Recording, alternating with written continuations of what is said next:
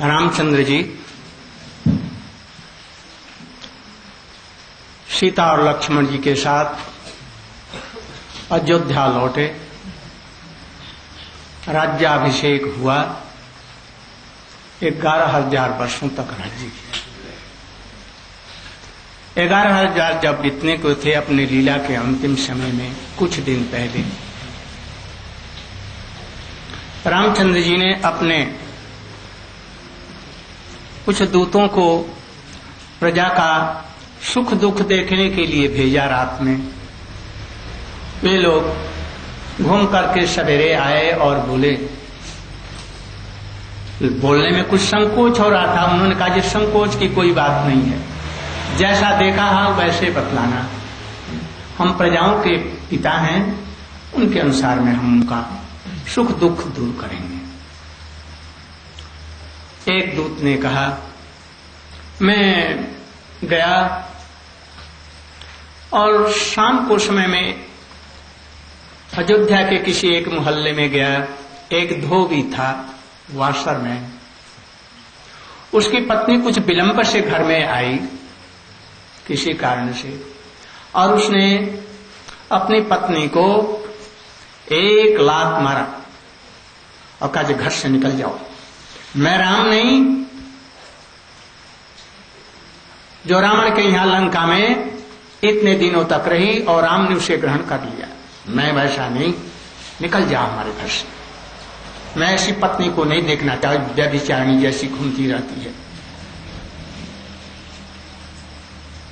राम ने कहा, जी ये तो बड़ी बुरी बात हुई, लोग ऐसे बातें भी करते हैं। इतने एक दूसरे दूत ने भी आस करके कुछ ऐसे कहा, जे कुछ लोग गांव के परस्पर बैठे हुए थे और एक दूसरे से ऐसे ही बातें कुछ कर रहे थे। भाई ये तो बड़ी अनीत भई। राम ने कुछ विचार परीक्षा तो की नहीं और सीता जी को घर में रख लिया। भाई प्रभुता पाई कहा न कि किसको मद नहीं होता। राजा की बात कौन करे? अच्छा, ऐसे भी बात कर रहे, ठीक है। उन्होंने लक्ष्मण जी को बुलाया, भैया तुम ही हमारे संकट के उबारने वाले हो, तुम्हारे अतिरिक्त तो हमारी सहायता करने वाला कोई नहीं, सुख दुख में तुम हमारी शामिल रहते हो। कल सीता जी को ऋषियों की इच्छा थी, उन्होंने हमसे कहा था, जब मैं जंगल में गई थी तो ऋषियों की पत्नियों से मेरी मित्रता हो गई थी, हमारी सहेलियों जैसी। मैं उनको कुछ कपड़े और अलंकार देना चाहती हूँ और कुछ बच्चों को कुछ मिठाइयां भी देना चाहती हूँ जिनको प्यार करती थी।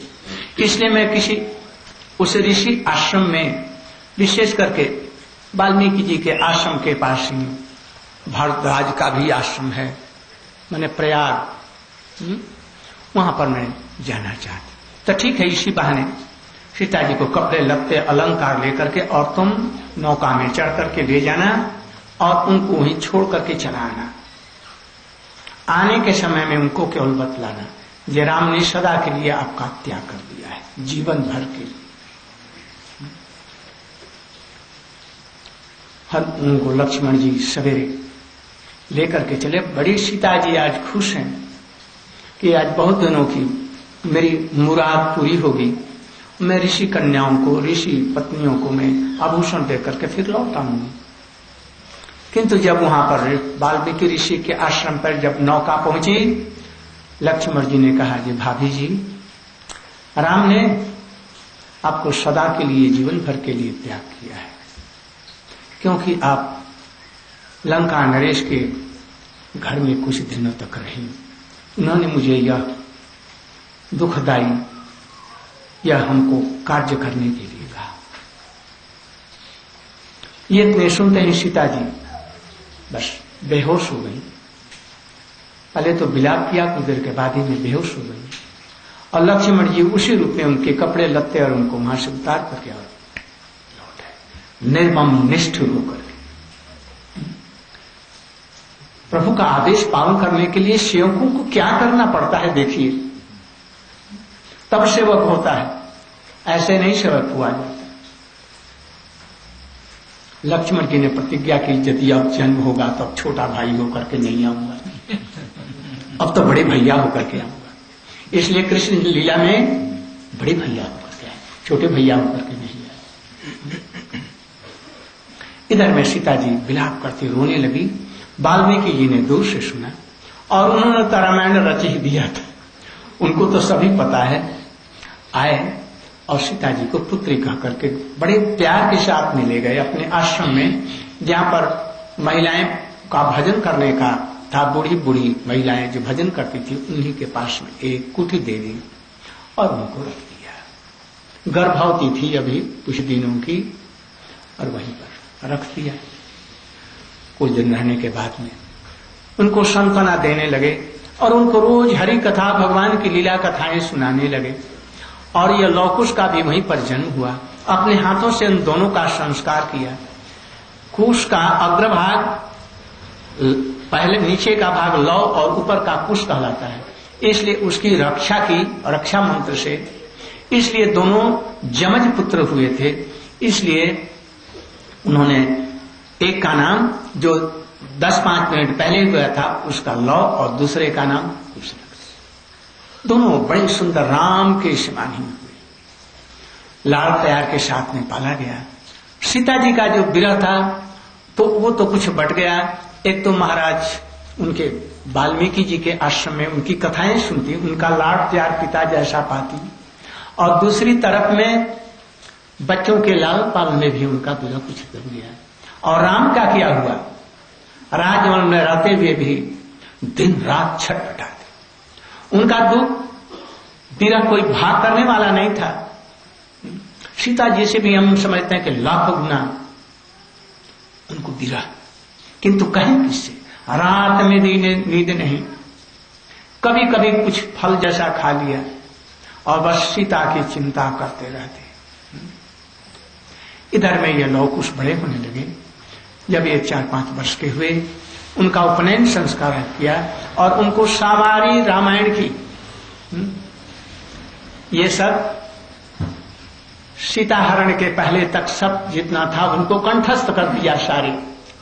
अभी कुछ सर्ग रख दिया अंतिम वाला, उत्तरकांड वाला और लंका इत्यादि का, और सब याद कर। दोनों किशोर बालक रामचंद्र जी जैसे, बल्कि युवावस्था में और भी सुंदर, कंठ सुरीला, कोकिल को मात करने वाला, और वीणा यंत्र लेकर के जटाजूट पहने हुए इधर में, और वीणा लेकर के जब गाते सबका चित्त मुग्ध कर देते। एक दिन ये गाते गाते गाते गोमती के तट पर पहुंचे। हुआ क्या, रामचंद्र जी का मन नहीं लगता उन्होंने वाल्मीकि उनसे वशिष्ठ जी से कहा, महर्षि गुरु जी, मैं कुछ यज्ञ करना चाहता हूं, मन तो लगता नहीं अकेले घर में, क्या करें? किसी से न बोलते चालते हैं, पागल जैसे उन्माद ग्रस्त रहते हैं सीता जी के विरह में। उन्होंने कहा मैं यज्ञ करना चाहता हूं। अच्छा, तो यज्ञ तो कर सकते हो, तो बिना पत्नी के यज्ञ नहीं कर सकते। पत्नी सीता जी को ले आओ और यज्ञ करो, वाम भाग में रख करके यज्ञ करो। सीता जी को तो मैं नहीं ला सकता, फिर यज्ञ नहीं कर सकते, सीधी सी बात है। फिर भी गुरु जी यज्ञ करना है, कोई उपाय बतलाइए। तो उपाय एक और है, तुम्हारे पिताजी की 360 रानियां थी, तुम्हें एक और शादी कर लो, बस सहजी रूप में हो जाएगा, उसको लेकर के यज्ञ करो। ये भी असंभव, ये नहीं कर सकता है, ये हमारी प्रतिज्ञा है। अब सीता के अतिरिक्त हमारे हृदय में दूसरी कोई स्त्री नहीं बच सकती। जैसे वो पतिव्रता है, मैं भी वैसे ही रहूंगा। तो फिर कैसे यज्ञ? फिर गुरुजी आप सर्वज्ञ हैं और सब कुछ करने वाले हैं, फिर भी मेरा यज्ञ करने का कोई तरीका बतलाइए। अच्छा, तो एक तरीका और है, स्वर्ण की सीता बनाई जाए और यज्ञ के समय में उसका प्राण संचार किया जाए और वो तुम्हारे बाएं तरफ में बैठती और दोनों मिलकर के यज्ञ में आहुति देकर के यज्ञ करो, ये मुझे मंजूर है। ठीक है, स्वर्ण सीता बनाई गई और अपने सारे भाइयों के साथ में बंदर भालुओं को भी बुला लिया, सारे इष्ट मित्र सारी सेनाओं को बुलाया और गोमती के तट पर नैमिषारण्य में यह यज्ञ आरंभ हुआ। सवेरे और शाम को, सवेरे यज्ञ होता और शाम को दोपहर में कथा का विश्राम होता और यज्ञ का, और उस समय में भगवान की तरह तरह की लीला कथाएं होती, कुछ भगवान का भजन होता और ऐसे ऐसे जैसे बीच में हमारा 10 मिनट के लिए भजन हो जाता है, ऐसे हुआ करता। इसी समय में बीच में एक दिन लौ कुश दोनों बालक आए, सिर पर जटाजूट और कदली के वृक्ष, केले के वृक्ष के पत्तों को पहने हुए और वीणा पर गान करते, अद्भुत सुंदर, अद्भुत सुरीली गान, दोनों मिलकर के वीणा की ध्वनि और इनकी ध्वनि अद्भुत, कोकिल के कंठ को भी लजाने वाले स्वर से ये वाल्मीकि का रामायण का ये गान कर रहे हैं। नाना प्रकार के स्वरों से गाते गाते उसी जगह पहुंचे। लोगों रामचंद्र जी के सामने ले गए, उन्होंने कहा जैसे थोड़ा सा गान करो, तो उन्होंने देखा था ये हमारा ही चरित्र गान हो रहा है, बच्चे क्या समझे कि वही राम है और वही मेरी मैया सीता जी है। गान करने लगे। जब प्रथम सर्ग, 2 सर्ग, 3 सर्ग, जब जन्म इत्यादि लिया, विवाह का जब प्रसंग आया, बड़ा आनंद के साथ में सब लोग, कौशल्या मैया रो रही हैं, कैकेयी जी रो रही हैं, सुमित्रा जी और राम की आंखें भी छलछला आई हैं, सभी लोग सुन रहे हैं और देख रही है एकदम हूबहू वही लीला कर रहा है। इसके बाद में कुछ सर्ग और बोले, सीता रामचंद्र जी का वनवास इत्यादि सुनकर के सभी लोग एकदम डकर डकर करके रोने लग गए। कोई ऐसा भी व्यक्ति नहीं था जो ना रोए। हनुमान की तो बात ही क्या है, वो तो एकदम मुग्ध हो गए, शरीर की भी शुद्ध बुद्धि नहीं रही, राम भी रोने लगे, भरत भी रोने लग गए। एक दिन हुआ, 2 दिन हुआ, तीसरे दिन अब तो सभी लोग प्रतिदिन ठीक समय पर बैठ जाते और संख्या भी लोगों की बढ़ने लगी और धीरे धीरे इनका अब आरंभ हुआ। होते होते होते जबकि राम का वनवास हो चुका, तो एक दिन रामचंद्र, लोगों ने देखा, अरे ये बालक तो ऐसे मालूम होते हैं कि जैसे राम जैसे ही हैं। राम तो प्रौढ़ हो गए हैं, किंतु ये बालक यदि राम यदि बचपन में है तो ठीक ऐसा ही होते, कोई भी अंतर नहीं। कौशल्या भी जो कह रहे हैं जैसे यही राम का बेटा होता था, ठीक है। सभी लोग इस प्रकार से कह रहे हैं परस्पर। राम ने कहा, आज कथा समाप्त होने पर लक्ष्मण, इस बच्चे को, दोनों बच्चों को सोने की थाल में सोने की अशर्फियां मोहरे भर करके ले जाओ और तरह तरह के वस्त्र, रेशमी और सोने के अलंकार इत्यादि लेकर के इस बच्चे को दो और पूछना जी इनका परिचय क्या है, इसके मैया बाप कौन है, थोड़ा सा परिचय लेना है। लक्ष्मण जी गए, पहले तो परिचय पूछा, बेटे तुम्हारा परिचय क्या है, तुम्हारी मैया का नाम और पिता का नाम क्या है। तो लौ जी ने कहा, मैं सोच रहा था जी आप गंभीर व्यक्ति हैं, विद्वान आदमी हैं, आप देख रहे हैं हम जटाजूट होकर के ब्रह्मचारी हैं। ब्रह्मचारियों का माता पिता का कोई परिचय नहीं होता, शास्त्रों ने ऐसा आदेश नहीं दिया है पूछने का। ब्रह्मचारियों का पूछना है तो गुरु का नाम परिचय पूछो, जो गुरु कौन है, कहां पर आश्रम है ये पूछो। हम वाल्मीकि जी के शिष्य हैं, वही हमारे माता पिता भाई बंधु सर्वस्व हैं, बस उन्हीं के आश्रम में हम रहते हैं, उन्हीं का हमारा परिचय है, बस यही शिष्य उनके हैं। अब तो लक्ष्मण जी झेप गए, ये हमने प्रश्न ये गलत किया, इससे ये तो बहुत बुद्धिमान और विद्वान मालूम पड़ता है छोटे देखने पर भी। उन्होंने कहा अच्छा ये सोने के भर करके रामचंद्र जी का ऐसा आदेश है कि सारे लोग बहुत प्रसन्न हुए हैं, इसलिए देना चाहते हैं आपको उपहार के रूप में, इसलिए इसको ग्रहण करो। कुश और लौ बोले हाथ जोड़ करके, हमें इसे क्या आवश्यकता है, वाल्मीकि जी के आश्रम में रहते हैं, केले के फल अमरूद के फल लगे हुए हैं, भूख लगती है हम लोग उनसे ले लेते हैं और केले के पत्ते पहन लेते हैं, इस रेशमी वस्त्रों की हमें क्या आवश्यकता है, ये हमें तनिक की आवश्यकता नहीं है, हमको कोई चीज की आवश्यकता नहीं है, बस इनकार कर दिया। सुन करके सब लोग दंग रह गए। रामचंद्र सब लोग कहने लगे ये हो न हो, ये लड़के ये राम के ही हैं, किंतु पता कैसे लगे। लड़कों को तो विदा कर दिया, वाल्मीकि ऋषि जी को बुलाया रामचंद्र, उनकी पूजा की पैरों की और उनसे कहा वाल्मीकि जी आप तो सर्व अंतर्यामी हैं, सब कुछ जानते हैं, मालूम होता है कि मेरी सीता आपके पास में है और ये बालक कौन है, आप इसका परिचय दीजिए। क्या ये सीता जी के ही पुत्र हैं, मेरे ही पुत्र हैं। वाल्मीकि जी ने कहा जी आप भी तो सर्वज्ञ हैं, ये आप ही के पुत्र हैं, सीता जी मेरे आश्रम में ही हैं, तो आपके आश्रम में है तो कल उनको सभा में लाइए,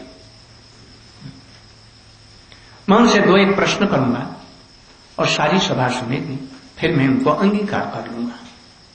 थोड़ा सा अपना कुछ परीक्षा दें, बतलाएं जो वो पवित्र है। वाल्मीकि जी लौटे, इधर वो बच्चे जब लौटे वाल्मीकि जी के आने के पहले, सीता जी उनके लिए प्रतीक्षा कर रही। देखा जी बहुत देर हो गई तब आए, दोनों बेटों को अपने आए बाएं गोदी में बैठा दिया, बैठाना आंख में कुछ आंसू भी छल, बेटे देर क्यों हुई, आज हम लोग एक राजा की सभा में गए थे, वहां पर हम लोग प्रवचन कर रहे थे, गान कर रहे, सभी लोग न जाने क्यों इतना मधुर रूप से सुन रहे थे और सभी के आंखें से आंसू बरस रहे थे। मैया हमने एक बड़ी विचित्र बात देखी। क्या बेटा? देखी हमने वहां तो वहां पर एक सोने की मूर्ति बनी हुई थी, तुम में और उनमें अंतर मैंने कुछ देखा ही नहीं, देखा जो तुम बोलती हो वो बोलती नहीं, बस इतना ही अंतर हमने देखा। सीता जी के आंखों से आंसू बरस गए, रोने लगी, किंतु बेटे को कैसे बतलाए। उन्होंने मन में यह सोचा राम ने मुझे छोड़ा नहीं, हमको नहीं छोड़ा, राजा ने रानी को किसी कारणवश छोड़ा है किंतु मुझे नहीं छोड़ा है। अभी हमको भी लेकर के बाएं तरफ लेकर के यज्ञ कर रहे हैं, तो हमको कैसे छोड़ सकते हैं। बच्चे देख करके अचंभित हो गए, अपने दुपट्टों से उनकी आंखों को पूछने, मैया तू क्यों रो रही है, मैया क्या बतलाए, जो वही राम है वही मैं दुर्भाग्यनी सीता हूं, हमें छोड़ दिया। इतने में वाल्मीकि जी पहुंचे, बोले जी बेटी राम यहां यज्ञ कर रहे हैं, तुमको बुलाया है, हमारी समझ से तुमको चलना चाहिए, जब पति ने बुलाया है। सीता जी ने कहा जी आप जो कुछ आदेश करेंगे, मैं आप ही की बेटी हूं, जो कहेंगे मैं वही करेंगे। जल्दी बुलाया है और आप कहते हैं तो मैं चलने के लिए तैयार हूं। दूसरे दिन सीता जी अपने दोनों बालकों को अपने साथ लेकर के वाल्मीकि जी के पीछे चली, सोचती चली जा रही है क्या कहेंगे क्या कहूंगी। सारी सभा पहले से आकर के लगी हुई है, घोषणा हो गई थी या सीता जी यहाँ पर सभा में आ रही हैं। बड़े धीरे धीरे पैरों से दृष्टि नीचे किए हुए, घूंघट कुछ निकाले हुए आ रही हैं। सारी सभा उनको देकर के उठ खड़ी हुई, राम भी उठ करके खड़े हो गए, देखने लगे ये क्या बात होती है।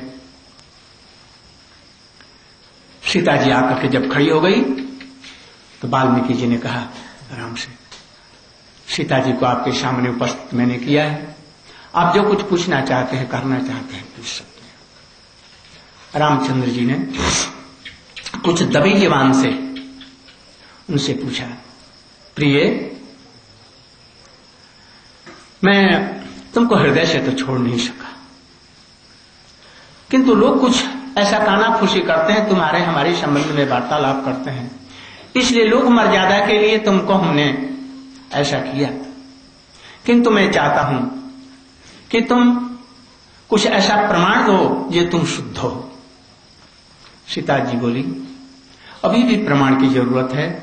लंका में रावण के वध के पश्चात में आते समय में अग्नि जी ने हमको आग से निकाल करके आपको दिया। उस समय उन्होंने, अग्नि ने साक्षी दी, सर्वत्र रहते हैं, वायु ने दी, महाराज दशरथ स्वयं आकर के कहा कि यहां सीता पवित्र से ग्रहण करो, सब लोगों ने साक्षी दी और फिर मैंने आपने मुझे ग्रहण किया है। और फिर वही अभिशंका, बात हुई क्या, ये सीता जी के संबंध में सभी लोग जानते थे कि सीता जी को रावण चोरी करके ले गया और अपने यहां रहा। किंतु आज से 500 वर्ष पहले चैतन्य महाप्रभु जी का नाम सुने होंगे, वो दक्षिण प्रदेश में गए, घूमते घामते एक गोदावरी एक नदी के तट पर पहुंचे और वहां पर एक ब्राह्मण था, वो रोज रामायण का पाठ करता। जिस समय रामचंद्र ये चैतन्य महाप्रभु पहुंचे तो वो बड़ा विरह में व्याकुल था, रो रहा था। हमारी सीता जी को लेकर के चला गया रावण, आज से मैं खाऊंगा पिया उन्हें मैं प्राण छोड़ दूंगा। चैतन्य महाप्रभु समय तो चले गए और कुछ दिनों के बाद में लौट करके आए, एक पोथी का एक पत्र लेते आए, कूर्म पुराण का, और उस कूर्म पुराण में लिखा हुआ है, इसके पहले अब जगत में ये चीज तथ्य प्रकाशित नहीं था, महाप्रभु जी ने पहली बार प्रकाशित किया। उन्होंने कूर्म पुराण का वह पत्र दिखा करके बोली, ये देखो असल सीता को नहीं ले गया वो रावण। रामचंद्र जी वनवास में गोदावरी के बेटे तट पर जब पहुंचे, मारीची और रावण आने वाला था, उसके पहले ही राम से और सीता से वार्तालाप हुई। उन्होंने असल सीता को अग्नि को सौंप दिया और वहीं पर रही, और नकल सीता जोग माया से बना करके और उसे ही सारी लीलाएं हुई। और फिर लंका में रामचंद्र जी ने जब उनको त्याग किया, जब तुम जहां इच्छा चली जाओ, तो सीता जी ने लक्ष्मण जी से कहा कि मेरी चिता बना दो और मैं चिते में भस्म होकर के मर जाऊंगी यदि ये नहीं ग्रहण करते। पहले क्यों नहीं बतलाया? और जब वहां से युद्ध करने की जरूरत क्या थी? कोई जरूरत नहीं, इतने लोगों को मारने के और मरवाने की जरूरत क्या थी? इतना कर करके लक्ष्मण जी से बोली, लक्ष्मण तेरे चरणों में मैंने कुछ अपराध किए हैं और इसलिए आज ये भोग भोगना पड़ा है। तुम भक्त हो, क्या दोष किया है? बचपन में जब मेरी शादी हुई हमारी राम के साथ में, पहली बार मैं राम के घर पर आई, रनिवास में जब हम दोनों मिले तो तुम भी वहीं पर उपस्थित हो गए। मैंने कहा, ये देवर अब तो आप यहां से पधारें, अब ये मेरा अधिकार है इनकी सेवा करने का, अब आप बाहर की सेवा करें। लक्ष्मण जी ने कहा, जी सारे जीवन तक मैंने सेवा की, अब तुम्हें एक दिन में आकर के हमको यहां से हटानी चाहती हो, ये कैसे हो सकता है? दोनों ने फरियाद की राम से, ये अब किसका अधिकार है? बोले, जी अब मैं तो ये निर्णय नहीं दे सकता है, और वशिष्ठ को बुलाया जाए और वो इसका निर्णय देंगे। वशिष्ठ जी बुलाए गए दूसरे दिन। वशिष्ठ जी से दोनों ने ये बात कही, रामचंद्र जी ने भी कही, आप इसका उचित न्याय कर दें। राम यदि करते तो फिर पक्षपात का दोष आ जाता, इसलिए वशिष्ठ जी से कहा। वशिष्ठ जी ने कहा जी भाई बात तो ठीक है, सीता जी को राम अग्नि की साक्षी देकर के विवाह करके लाए हैं, इसलिए इस महल के अंदर में रात के समय में आपका कोई भी अधिकार नहीं है सेवा का, ये सीता जी का अधिकार रहेगा और बाहर की जो सेवाएं हैं आप करेंगे। लक्ष्मण जी रोते रोते रोते वहां से निकले। ये एक पहली बात। और दूसरी बात क्या, मारीची ने जबकि लक्ष्मण कहा, उस समय लक्ष्मण जी जाने के लिए तैयार नहीं थे। सीता जी ने कहा तू भरत का क्या स्पाई है, गुप्तचर है, तू हमें राम को मरवा करके और तू हमको अपना बनाना चाहता है स्त्री, ये कदापि संभव नहीं लक्ष्मण। हमारा शरीर के टुकड़े टुकड़े हो जाए, मैं जल करके मर जाऊंगी, तेरे साथ नहीं रह सकती, ये सीता नहीं है वो। इतना कठोर वचन सुनते ही लक्ष्मण जी रोने लगे। आज न जाने क्या होना है। जिस लक्ष्मण जी ने उनके पैर के अतिरिक्त और कहीं देखा ही नहीं था, आभूषण तक और मुख तक नहीं देखा, आज उन पर यह आरोप। चले गए, एक अपने धनुष से रेखा खींच गए और चले गए। जो हुआ सो तो आप जानते हैं। रावण आया किंतु उस रेखा को लांघ नहीं सका, जब ही पैर धरता आग निकलती, विद्युत नहीं पार कर सका। अंत में किसी प्रकार से सीता जी को बाहर लेकर के और तब ले गया। तो सीता जी ने कहा तुम्हारे चरणों में अपराध के कारण ही हमारा ये हो रहा है ऐसा वीरा का। तो हाँ, सीता जी कह रही है यदि मैंने, हे सभा के लोगों और आप सभी लोग सुने, वाल्मीकि जी भी सुन रहे हैं, मैं सचमुच में यदि निष्कलंक हूं, यदि मैंने तन से, मन से, वचन से राम के अतिरिक्त किसी को स्पर्श नहीं किया,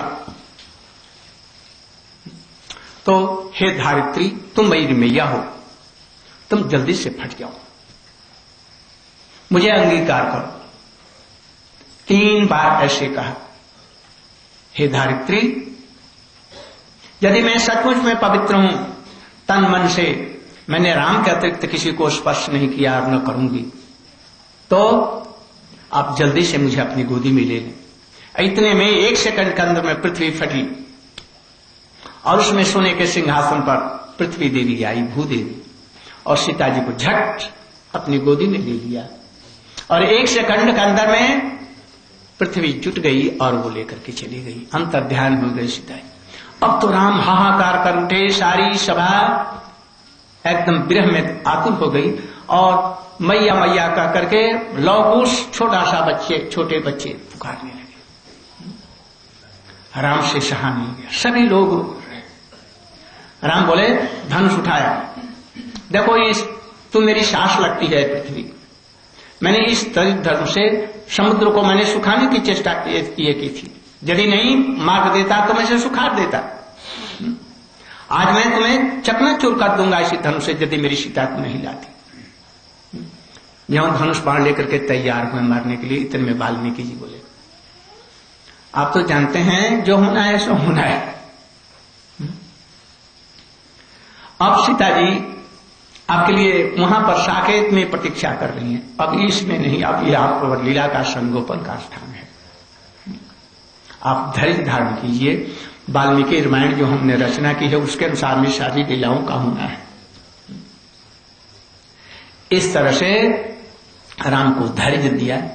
फिर राम लवकुश को साथ लेकर के, अपने भाइयों को साथ लेकर के यज्ञ का किसी प्रकार से समापन करके अयोध्या में, और कुछ दिनों के बाद में बच्चों को सबको अपनी अलग अलग राजधानी बना करके सबको दे दिया और सारे लोगों के साथ में, भाइयों के साथ में सरयू में गए। वहां पर आकाश से जहीं स्नान किया, सब विमान आए, सब चतुर्भुज हो रूप धारण करके सभी को लेकर के सभी बोलो सियावर रामचंद्र की। इन कथाओं के सुनने से ही हृदय में भगवान राम आते हैं, भगवान का आविर्भाव होता है।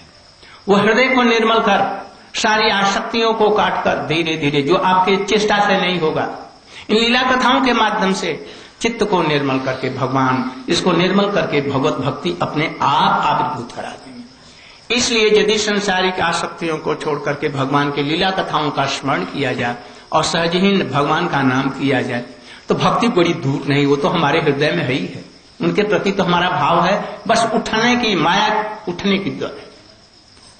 इसलिए आप लोगों का भी ऐसा ही कर्तव्य है, इन कथाओं को सुन करके, इसका पालन करके और सहजी भव सागर को पार कर जाइए। राम नाम को अंक है, सब साधन है सुन, अंक गए कछु हाथ नहीं, अंक रहे 10 गुण। यदि 1 लिखो उसके बाद में 002 तो ठीक है। ये जितने साधन है वो शून्य है, और राम का जो नाम है क्या है, अंक है। इसके ऊपर में 1 0 2 तो क्या हो जाएगा 10, 2 2 2 तो 100। इस तरह से 1000 सुना देते चले जाओ, 1 दहाई सैकड़ा हजार, 10,000 लाख, 10 लाख करोड़, 10 करोड़, 1 अरब, 10 अरब, खरब, 10 खरब, नील पद्म बढ़ता चला जाए। किंतु यदि 1 को हटा करके, भजन को हटा करके और सब करो, सब कुछ जप तप ध्यान सब कुछ करो, कुछ नहीं भैया, 0 0 0।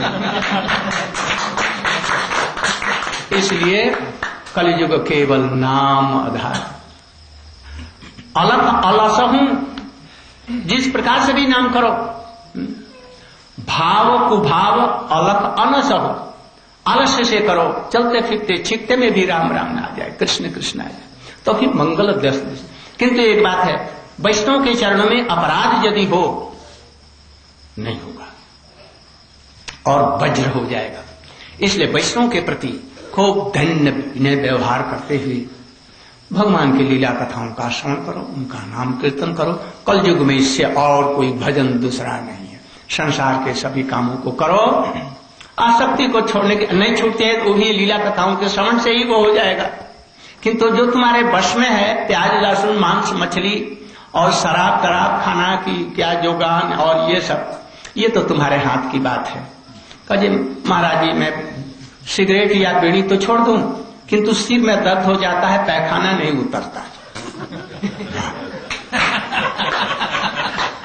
क्या करें? अरे तुम्हारा पैखाना देखो, 2-1 दिन में जन्म से ही तुम बीड़ी और सिगरेट और ये सब योगेन खाता था, जिससे पैखाना नहीं उतरता था। अभी डॉक्टर कह देगा, जैसे अभी देखो, अभी शराब खाने से पीने से या जोगेन खाने से अभी तुम मर जाएगा, बस बंद हो जाएगा उसी समय में, 1 दिन 1 मिनट की विलंब नहीं होगी। और हम लोग साधु बद्ध हैं, हमारी बातों पर विश्वास नहीं है। इसलिए इन सब चीजों को छोड़ करके भगवान का भजन कीजिए सरल रूप में और सुखी रहिए, शांति रहिए। गौर प्रेमानंदे, बोलो सियावर रामचंद्र की जय, बजरंग बली हनुमान की जय, वृंदावन बिहारी लाल की जय। थोड़ा सा आप कुछ अपना अभिमत बोलिए तो बस दे तब कीर्तन ठीक है। अभी वो भी कुछ बोलेंगे, 1 मिनट ठीक है।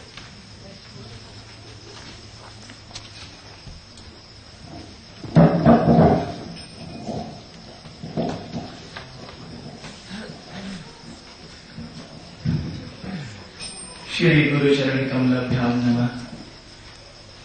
परमात्मा स्वरूप गुरु जी आपको शत शत प्रणाम कर रहे हैं, साथ में सभी वैष्णव जनों को, उपस्थित हमारे प्यारे आत्मबंधुओं, बाल गोपाल, छोटे छोटे बच्चे और बच्चियां।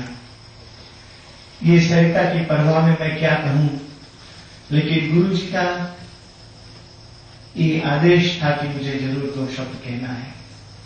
इतना जरूर मैं कहूंगा कि हमारे हिंदी भाषा के सम्राट महाकवि गोस्वामी तुलसीदास जी ने रामायण में बड़ा सुंदर दोहा लिखा है। राका पति सोडस उगे, तारा गण समुदाय, सकल गिरण धवलाइए, रवि राधे वर कृष्ण चंद्र की जय। बाबा जी लिख रहे हैं कि अंधेरी रात्रि में एक नहीं चाहे 16 कला के चंद्रमा उद्भासित हो जाए, तारागण समुदाय जितने तारा अपने प्रकाश को फैला दे, सकल किरण दो लाइए, संसार में जितने बड़े बड़े पर्वत हैं सभी पर अग्नि लगा दिया जाए, लेकिन अंत में परिणाम क्या होगा? रवि बिना रात ना जाए। जब तक भगवान श्री सूर्य नारायण की उद्भासित किरण संसार में नहीं फैलेगी, तब तक अंधकार कभी नहीं जाएगा। मेरे कहने का भाव अर्थ ये है मेरे भाई बहन, कि ऐसे हम अंधकार से मुक्ति देने के लिए हमारे सद्गुरु जी एक सूर्य जैसा किरण है, जो अपने वैष्णव जनों को साथ में आज इस मंदिर तले अपने पवित्र चरणों का स्पंदन करते हुए आज हम गिरे हुए लोगों को उठाने के लिए अपने जीवन को समर्पण किया है। संसार में यही संतों का जीवन है, वैष्णव का जीवन है कि हम अपने जीवन में कितना समर्पण किए हैं, और ये समर्पण के माध्यम से हमारी सनातन संस्कृति सभ्यता का स्तंभ टिका हुआ है, और ऐसे सद्गुरु की कृपा हर मानव मात्र पर बनी है। रामायण के आधार पर कथा चल रही थी, वादा कर रहा हूं कि सिर्फ 4 मिनट ही बोलूंगा। अंगद जब पैर को अड़ाया लंका में, तो वहां पर रावण से कहा कि रे रावण, संसार में 14 व्यक्ति ऐसे हैं जो जिंदा है लेकिन मुर्दे के समान है। तो बड़ा सुंदर चौपाई रामायण में आई हुई है। तौल काम वश कृपण विमूढ़ा, अति दलिद्र अगसी अति बूढ़ा, सदा रोग व सतत क्रोधी, विष्णु विमुख सुति संत विरोधी, तन पौषक निंदक अगखानी, जीवत शवसम 14 प्राणी। अंगद ने लिस्ट दिया है 14 प्राणी संसार में जिंदा है लेकिन मुर्दे के समान। उनमें से कौन कौन है? कौन का मतलब होता है जो सदा दुनिया में उल्टा काम करते हैं। बोलो ऐसे, तो बोले नहीं वैसे। 2 खाने को हलवा और पूछो क्या खाए, बोले पूरी। उल्टा काम करने वाले मरे हैं। कामवश जो प्राय स्त्रियों पर हमेशा आसक्ति रहते हैं, वो भी प्राणी जिंदा है लेकिन मुर्दे।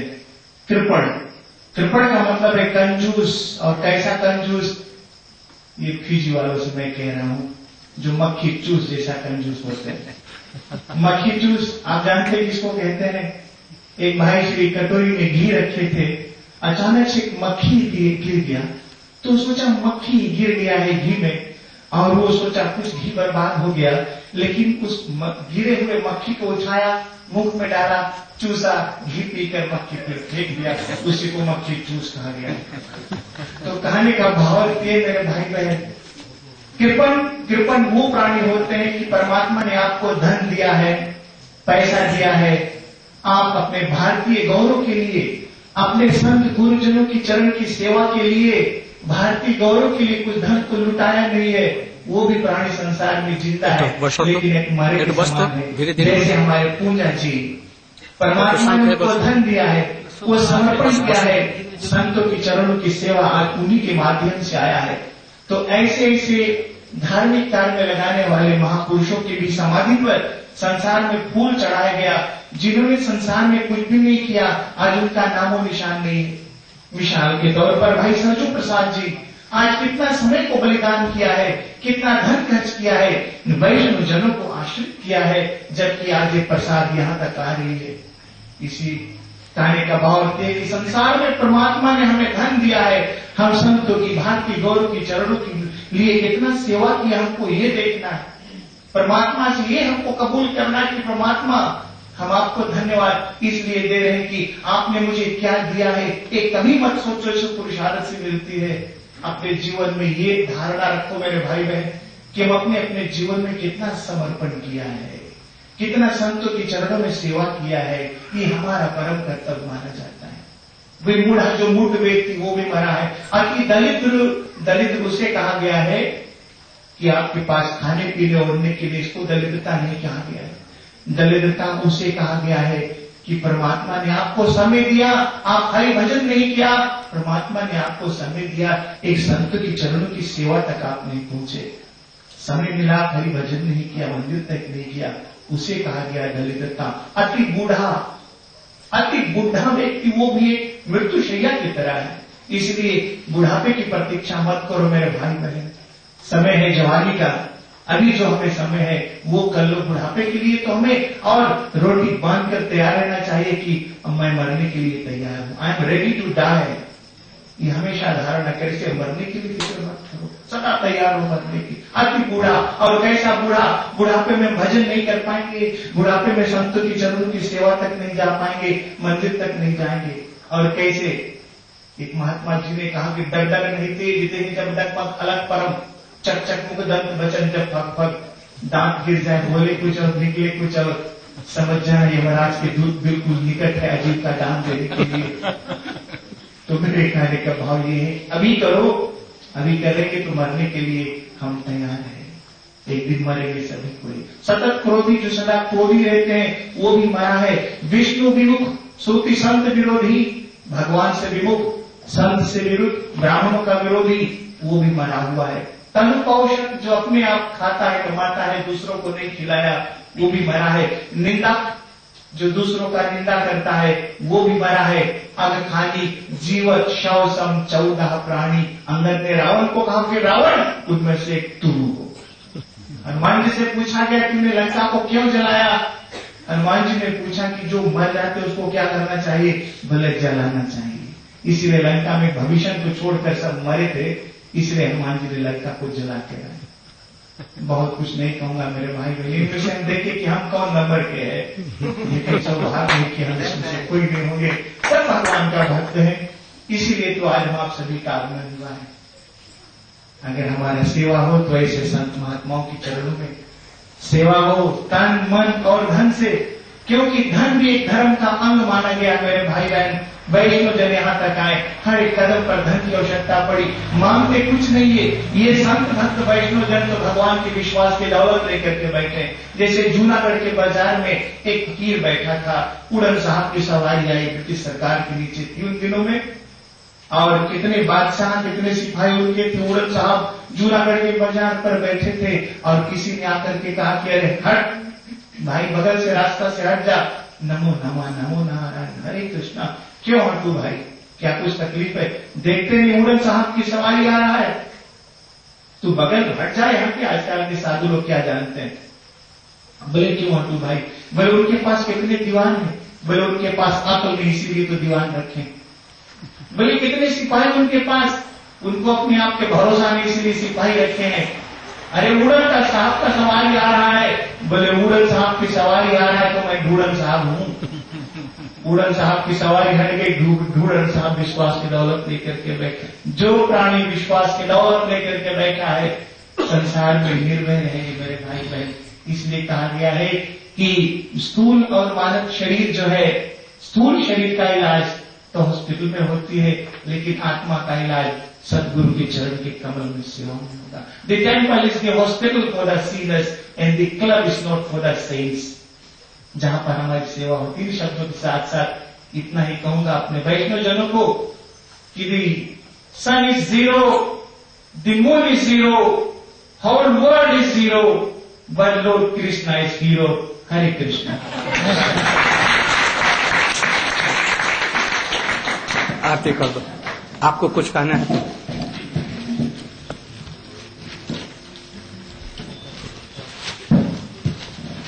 हरे कृष्ण। जी हाँ, बहुत बहुत धन्यवाद स्वामी जी, पंडित हृदय महाराज पांडे, भक्तगण। मैं केवल कल की जो कार्यक्रम है उस पर थोड़ी सी प्रकाश डालूंगा। कल शाम को हम ऐसे सोच रहे हैं कि कार्यक्रम कुछ जल्द प्रारंभ होगी ताकि स्वामी जी का जो प्रवचन है वो ठीक 9 बजे समाप्त होगी। तत्पश्चात हम जितने भक्तगण हैं सभी को एक सुअवसर देंगे।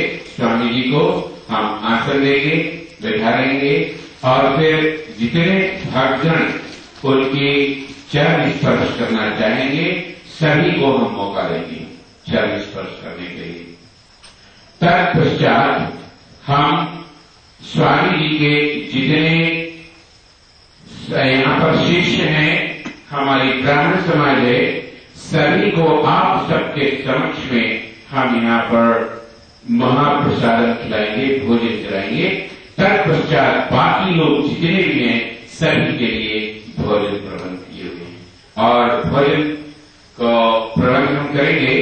और इस अवसर पर जितना भी भोजन कल यहाँ पर पकाया जाएगा सभी के लिए, ये हमारे विवेका सनातन कॉलेज के प्रिंसिपल माए और हमारे भ्राता श्रीमान का श्रीमती जयकरण जी की तरफ से रहेगी। तो भाइयों ये कल की हमारी कार्यक्रम रहेगी और आप लोग कल जल्द आए। मैं आग्रह करूंगा स्वामी जी के शिष्यों से कि 6:30 बजे ऐसे कीर्तन इत्यादि शुरू हो, स्वामी जी 7 या 7:15 तक आ जाएं, अपना कार्यक्रम शुरू करें। 9 बजे स्वामी जी की जो प्रचार रहेगी वो समाप्ति के बाद में भक्तगण जल स्पर्श करेंगे। धन्यवाद। आरती होगी। सभी लोग इस भेंट को सहर्ष आनंद और प्रीति के साथ ग्रहण कर रहा हूं, किंतु साथ ही साथ यह जो धनराशि जो हमें उभारी, इस भेंट को स्वीकार करते हुए मैं इस रामलीला कमेटी को अर्पित कर रहा हूं। ये अच्छे कामों में ही लगाया जाए, विशेष करके भगवान और सनातन धर्म की प्रचार में, संतों की सेवा में, ठाकुर जी की सेवा में, विशेष करके धर्म प्रचार में इसका उपयोग हो। मैं सहर्ष इसको दान कर रहा हूं। आप लोग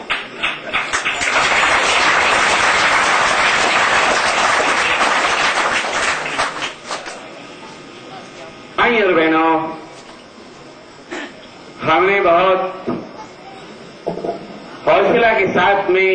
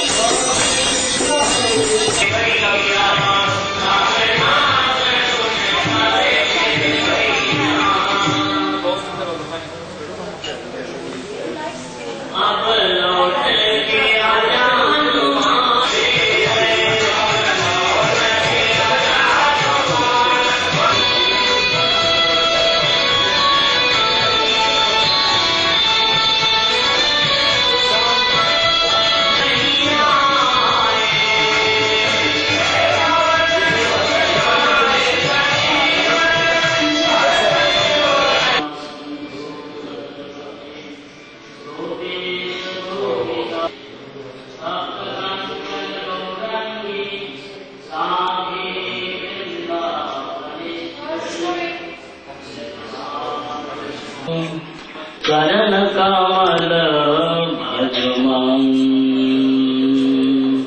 श्री गुरु चरण कमल भजमं गुरु चरण कमल भजमं चरण कमल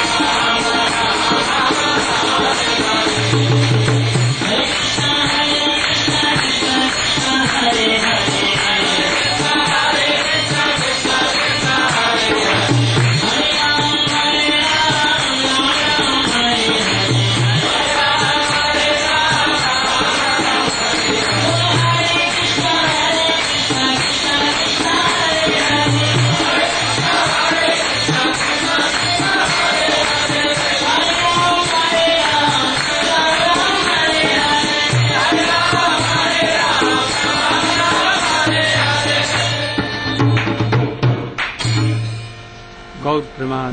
बहुत प्रेमानंदे। अभी आरंभ नहीं कर रहे हैं, अभी 10 मिनट के बाद होगा, तब तक इनसे कुछ बुलवा देते हैं।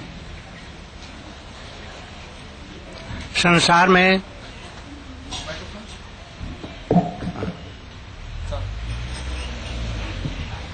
any man is wealthy, very healthy, and he has very good health, qualified sons and daughters. He has everything for his life. Then what is the need of doing bhajan? एक आदमी सब प्रकार से समृद्ध है, उसकी स्त्री सुंदरी है, पतिव्रता है, बच्चे लोग बड़े गुणी हैं, माता पिता का भी आदर करते हैं और बहुत ही सुंदर स्वस्थ और सुंदर शरीर है। उसको संसार में जो चीजें चाहिए, आज जो लोग जिसको चाहते हैं, कार भी है, अपना एरोप्लेन भी घूमने के लिए है, अपना बहुत बड़ा बगीचा भी है, सभी कुछ उनके लिए संभव है। तभी तो उस मनुष्य को क्यों भजन करना चाहिए? Why they should do bhajan? I request Urukram Prabhu to speak something about this in brief.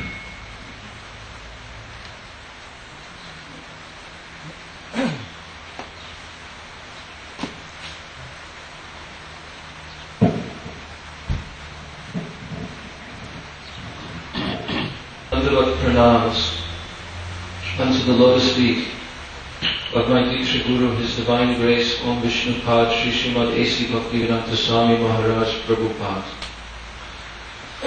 And next I offer my respectful Dandavat pranams unto the lotus feet of my beloved Diksha Gurudev, His Divine Grace, Om Vishnu Pad, Sri Srimad Bhaktivedanta Narayan Goswami Maharaj. And I offer my obeisances and respects to all of the elevated Vaishnavas present, all the learned Pandits present, and all of the respectable ladies and gentlemen present in this assembly, in which the most auspicious discussion of Harikatha, the divine Leela, and Siddhanta, pertaining to the absolute truth, has been going on here for the past 5 days. Srila Gurudev is asking me to make some mention about the importance of doing bhajan in this human form of life. And he is saying that in the present condition of this world, in this present time, Kali Yuga, we are seeing that the world has become advanced in technology. Through so many different types of inventions, the modern materialistic civilization has advanced in terms of communication, in terms of transportation, and it is very easy to go from one part of the world to another very rapidly. In medicine, they have made so many different advances. So in this way, it appears that human civilization is going forward. But in actuality, what has occurred is human civilization has gone backwards. Why is this? Because the human society is no longer able to give satisfaction to the heart. No one is happy because of these material advances of civilization. Nowadays we see that even if someone has accumulated vast amounts of wealth and they're able to purchase anything they desire, still there are so many circumstances where such persons have become so frustrated in their life that they have taken their own life. They have committed suicide. If it were the case that through material prosperity and accumulation of material objects and wealth, and trying to satisfy one's own senses of this body, that one could become fully happy, then the wealthiest people in this world would be considered to be successful and happy. But yet we see that this is not the case. Because in actuality, our true necessity of life is not to satisfy the requirements of this material body and of this material mind which we have. The Shukshma Sarir and the Sthula Sarir. The gross material body and the subtle body. We have heard so many discussions over the past few days. So many quotations from Vedic Shastra, from Bhagavad Gita, Srimad Bhagavatam, explaining what is our real identity. That actually we are Atma. We are eternal souls. And this material body which we have is a temporary dress only. It is a temporary garment which we are wearing for a very short period of time. But this body has actually been acquired by us after a very long period of time. How long? Many lifetimes, many millions of lifetimes. We should be conscious of this fact, actually, because the human form of life is very difficult to achieve. Labha sudurlabhamidam bahusambhavante. This means that after many lives, sambhavante, after taking many births and dying many times in many different species of life, animal species, plant species, aquatic species, and so many others, we finally get this gift of the human body. What is the importance of this human body is what we should understand, and the Vedas are telling us this, that manushyam artadam anityam apiha dhira, that although this temporary life that we have in this human body is very short, but actually it is artadam. It can give so much benefit to us. And what is that benefit? That we no longer have to remain here within this world of suffering, within this world full of so many miseries, full of so many frustrations, birth and death repeatedly.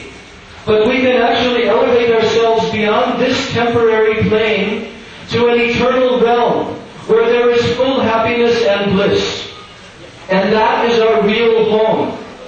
Because this material world is simply a temporary place. We must leave here. Within a matter of a few short years, we will be kicked out. And then where will we go?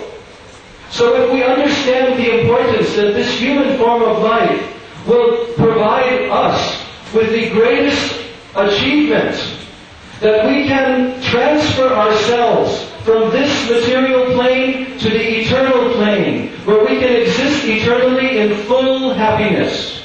That is called Satchidananda existence. Our eternal nature is such, but we have forgotten this fact. So now we are trying here to satisfy this body and the temporary senses of this body, because we have forgotten what is our true nature. There is one very nice little story, just like one man had a golden cage for keeping one bird. So he placed this bird inside of a golden cage. And this golden cage was very beautiful, shining very nicely. And this man was very proud of this golden cage. But the bird inside of the golden cage, he was not so much aware of. Because every day he would come and he would very nicely shine this cage, he would polish this cage. But he was not paying any attention to the bird that was within this cage. And gradually, day by day, as he forgot to feed the bird within the cage, one day he came and he noticed, oh, the bird is lying on the bottom of the cage, dead. So the point is that he had forgotten to feed the bird because he was so much conscious of this golden cage. This is the same condition that we are in at the present time, in this world. We are paying so much attention to our needs and our necessities within this temporary life that, oh, I must provide such nice home, such nice shelters, so many nice eatable foods. I must give so much gratification to my senses of this body, purchase very new clothes. I must have very fashionable this and that. But we are forgetting to pay attention to our real necessity of our true eternal nature within. So therefore, it is stated that Turnam Patethanapatim Anumrityu Yavat, that we should not lose this opportunity. It would be a very, very great loss if after attaining this human form of life, after many births and deaths, that we receive this opportunity in which we can utilize our human intelligence to understand the Supreme Being, God, Krishna, Bhagavan, Ram, that we can understand the Supreme Personality of Godhead.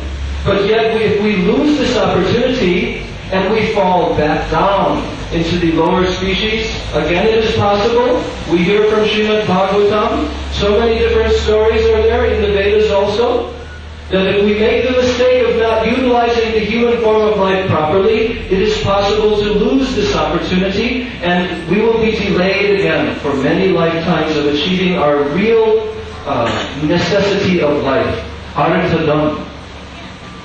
So, we must not preoccupy ourselves in this human form with simply trying to acquire that type of happiness which is available even to the lower species.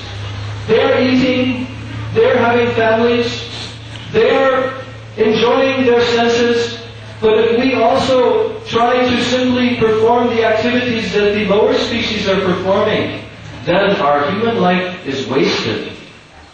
So the purpose of human life is to perform bhajan, to reconnect ourselves with our eternal relationship with the Supreme Lord, and to attain our eternal nature, which is full of happiness, full of ananda, which cannot be achieved here within this world.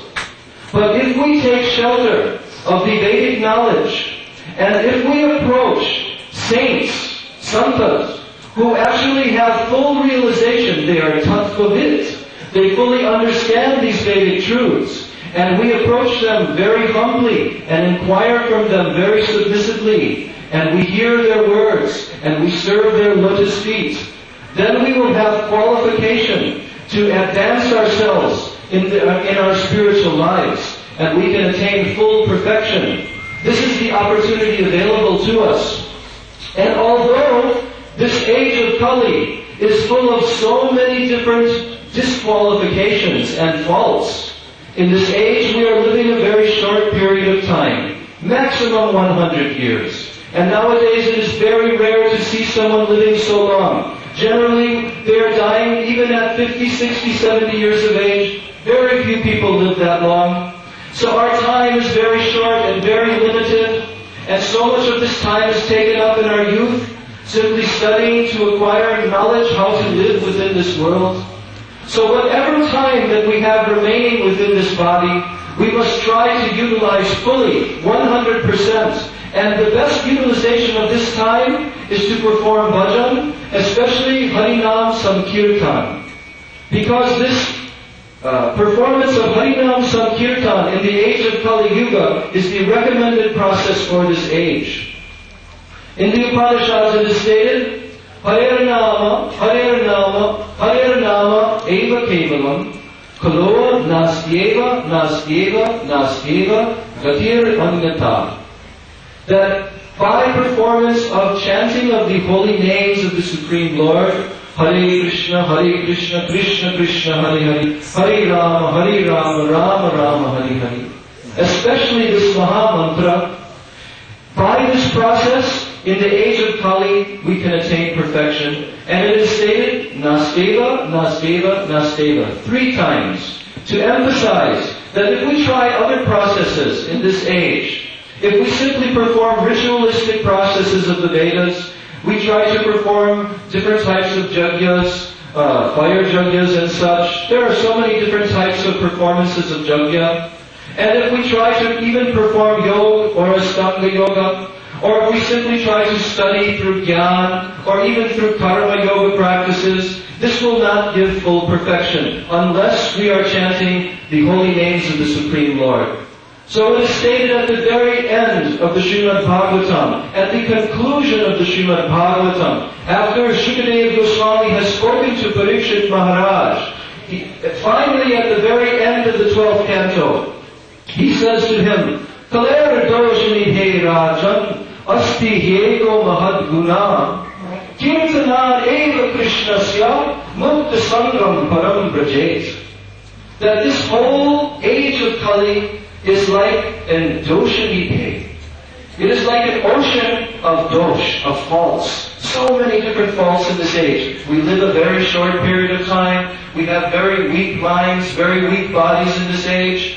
There are so many ways of becoming misled in this age and cheated. And always the mind is disturbed by so many things. So therefore he says, Oh King, in this age, there is one very great quality, mahadguna, very great quality. What is that?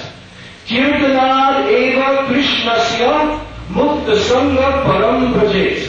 Simply by performing Krishna kirtan, kirtanad eva krishnasya mukta sangham param brajet, one can attain full liberation. One can re-establish his eternal relationship with the Supreme Lord, and one can go back to his eternal home, back to that eternal Dham, which is known as Sri Vrindavan Dham. So we request everyone that they take full advantage of the association which has been provided so wonderfully by our Panditjis, that they have brought our Gurudev here. He is going to complete his 5-day presentation of transcendental knowledge. And if we are truly wanting our full benefit, then we will take his instructions into our life, and we will try to practice them within our life, and surely we will attain perfection through this. Hare Krishna. Thank you.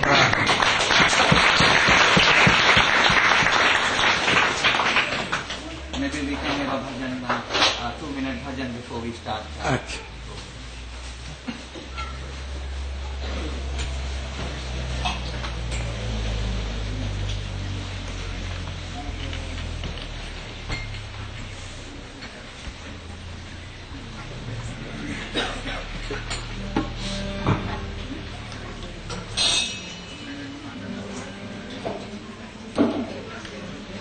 बोलिए श्री वृंदावन हरि लाल की जय.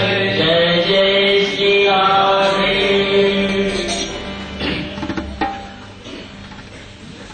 कृष्ण नाम तू भजे मधुआ, भव सागर तर जाएगा. जो ना तूने भजन किया तो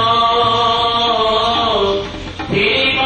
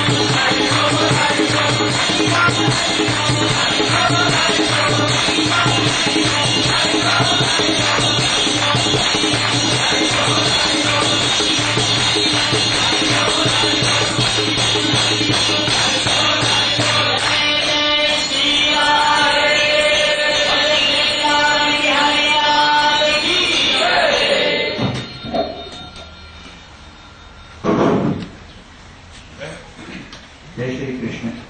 परम पूजनीय अति श्रद्धेय गुरु आचार्य गुरुदेव के चरणों में प्रणाम हो। उनके शिष्यगण, आत्मबंधुगण, सभी को विशेष स्वागत हो आज की अंतिम और 5वीं सायंकाल की मधुर बेला के इस सत्संग में। और आज के हमारे स्वागत ये फूल माला हमारे भाई सज्जू प्रसाद जी के हाथों में है। और हमारे सज्जू प्रसाद जी जो श्री सनातन धर्म प्रतिनिधि सभा पीजी शाखा के उप प्रधान की हैसियत से हमारे पूर्ण वर्मानवों के जनता जनार्दन की ओर से पुष्पमाला स्वामी जी के चरणों में दे रहे हैं। We have Mr. Prasad on behalf of Sri Sanatana Dharma Pratinidhi Sabha of PG as Vice President of PG representing Varmalevu, welcoming Gurudev on behalf of the people.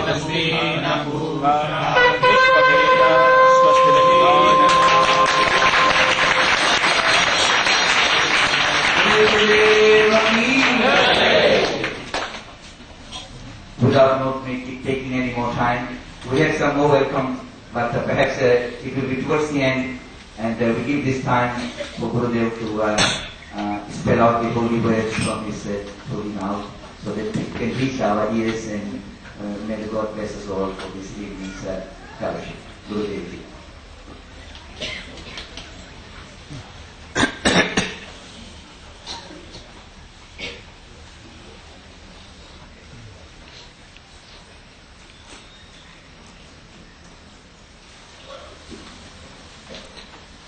अज्ञानतिमिरान्धस्य ज्ञानञ्जनशलाकया चक्षुरुन्मीलितं येन तस्मै श्रीगुरवे नमः।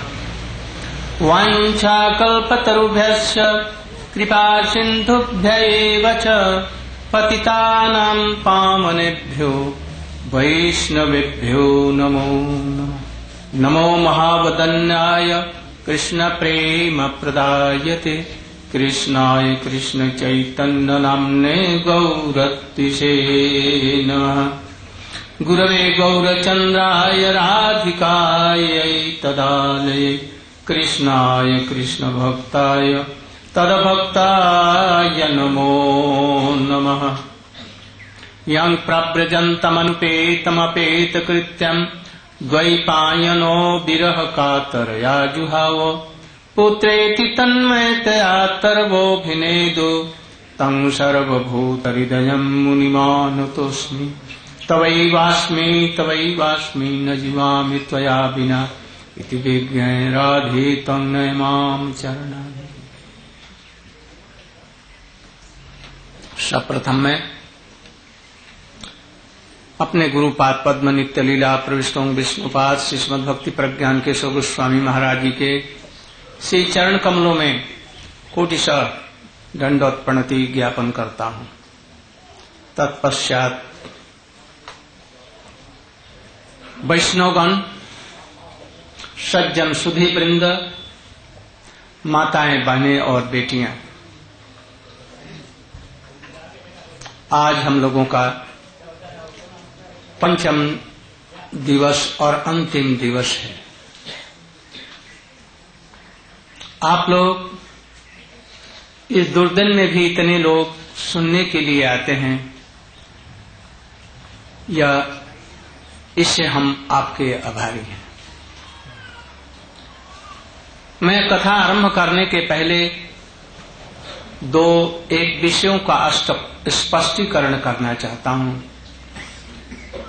जो यहाँ के कुछ श्रोताओं के द्वारा पूछे गए हैं। पहली बात मैं ये स्पष्ट करना चाहता हूं, मैं आजकल जो इस्कॉन संस्था है, मैं इसकी ओर से प्रचार करने नहीं आया। आज के इस्कॉन से हमारा कोई भी संपर्क नहीं है और संबंध नहीं है। मैं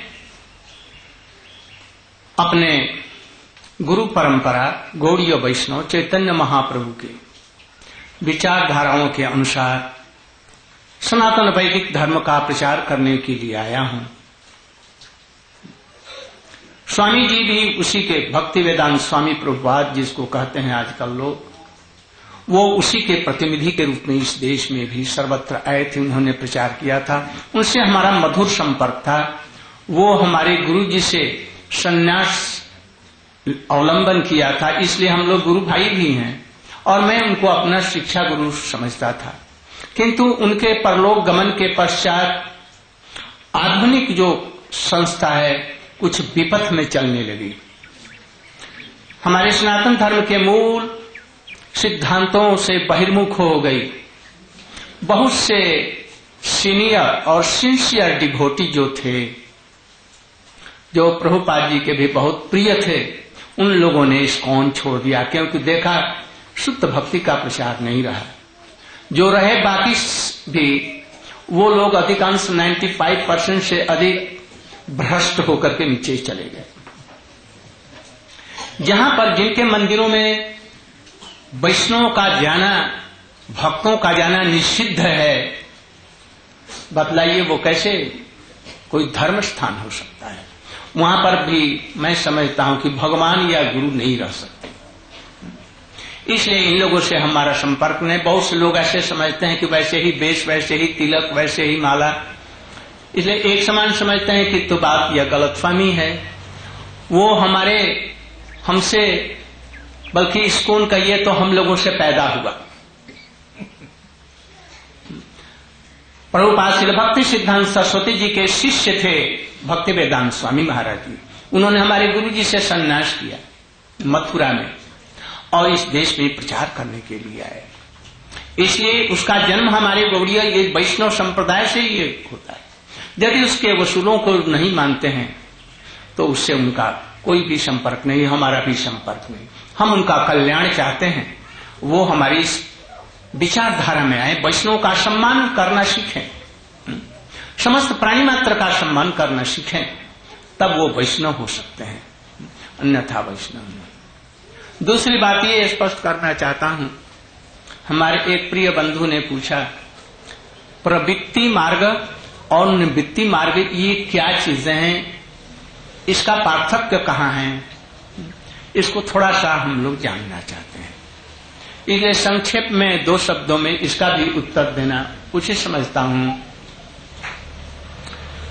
प्रवृत्ति कहते हैं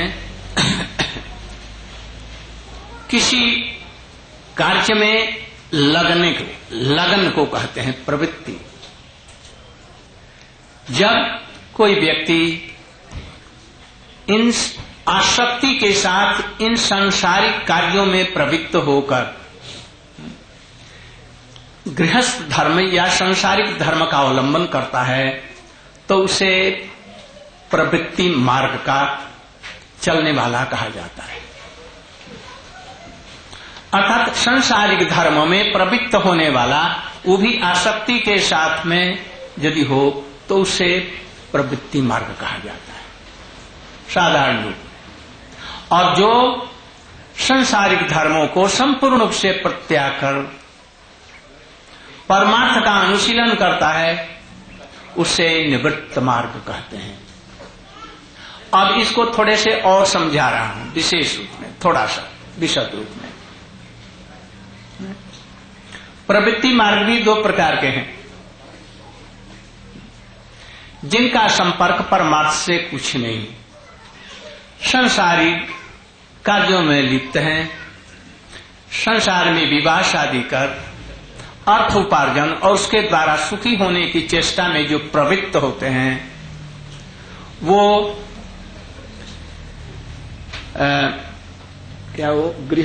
गृह मेधी कहलाते हैं। एक गृह मेधी, एक गृहस्थ।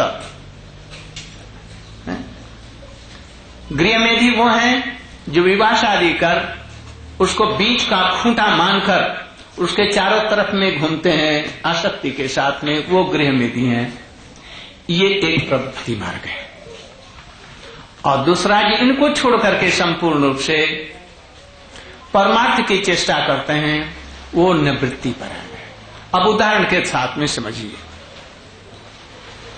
महाराज हरिश्चंद्र, जजाति महाराज, नाम सुना होगा, जजाति महाराज, हरिश्चंद्र, और ऐसे ही बहुत से लोग हैं। ये लोग प्रवृत्ति मार्गी हैं, सदाचार निष्ठा संपन्न है, परोपकार करने वाले हैं, सच बोलने वाले हैं, दान देने वाले हैं, साधारण रूप में भगवान को भी कुछ मानते हैं, किंतु यहां पर धर्म, आत्मधर्म कुछ नहीं। ये एक प्रवृत्ति मार्ग वाले हैं। और दूसरे होते हैं प्रवृत्ति मार्ग वाले, महाराज जनक, अम्बरीश, पांडव लोग, भरत महाराज, सुग्रीव जी, ये प्रवृत्ति मार्ग वाले हैं, जो संसार में स्थित रह करके भी भक्ति की प्रधानता कर देते हुए और गृह का संचालन करते हैं। ये भी प्रवृत्त मार्ग में है। अब निवृत्त मार्ग में चलिए। जो घर बार संसार को संपूर्ण रूप से छोड़ देते हैं वो निवृत्ति मार्गी तो हैं। ये भी दो भागों में विभक्त हैं। एक होते हैं जो संसार इत्यादि छोड़कर अष्टावक्र की भांति शंकराचार्य, उनके सन्यासी शिष्य इत्यादि जो हैं, जो अपने को ब्रह्म इत्यादि कहते हैं और मुक्ति जिनका लक्ष्य है, ये निवृत्ति परायण वाले एक हैं।